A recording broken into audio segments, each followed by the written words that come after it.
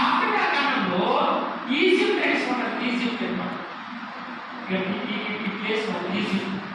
ఆ ఈజిప్ట్కి అదంతా కూడా ఎడారిలో ఉంటుంది. ఎడారి అదంతా కూడా ఒక ఎడారి అంతా ఆఫ్రికా ఖండంలో ఎడారి. అక్కడ ఈ నది ప్రవహిస్తుంది. ఇది నైలు నది నైలు నది.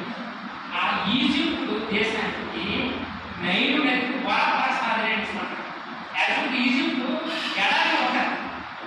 ఆ ఎడారిలో ఉండేటప్పుడు ఆ ఎడారి ఈ నది ప్రవహిస్తూ ఉంటారు.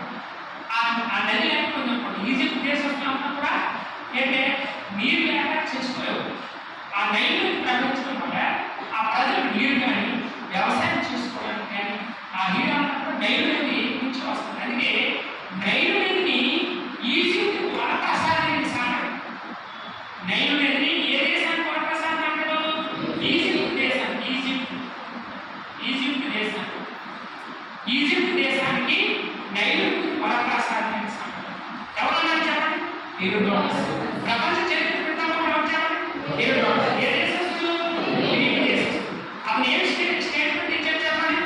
నైలు నది ఈజిప్ట్ దేశానికి వరప్రసాదాన్ని సాగారు. ఎందుకంటే ఈజిప్ట్ అనేది ఎడారిలో ఉంది. ఆ ఎడారిలో ఉండడం వల్ల ఆ దేశంలో ఈ నది అనుకుంటే అక్కడ ఉన్నటువంటి ప్రజలకి వాటర్ ఫెసిలిటీ వస్తుంది. ఓకే, నెక్స్ట్ చూడండి, నైలు నదిని ప్రపంచంలో పొడవైన నది సాగర్. ప్రపంచంలో పొడవైన నది అని చెప్పండి నైలు నది. ఆఫ్రికా ఖండంలో అదే ప్రపంచంలో పెద్ద నది. చూడండి, పెద్దది పొడవైనది ఉంటుంది. పొడవైనది పెద్దది అది పెద్దది అమెజాన్. ఏది చూడండి, ఆన్లైన్లో ఫ్లిప్కార్ట్ అమెజాన్. అమెజాన్ అంటే అమెజాన్ అంటే అన్ని వస్తువులు దొరికేది సార్, పెద్దదే సార్ అది. అందుకే చూడండి, అది అమెరికా.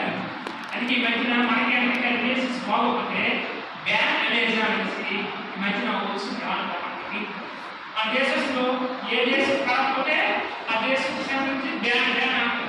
అలాగే చైనా కాకపోతే చైనా అనేది కూడా బ్యాన్ చేస్తే ఈ మధ్య మన దేశంలో ఎవరి దేశంలో మన అమెరికా గవర్నమెంట్ చెప్పండి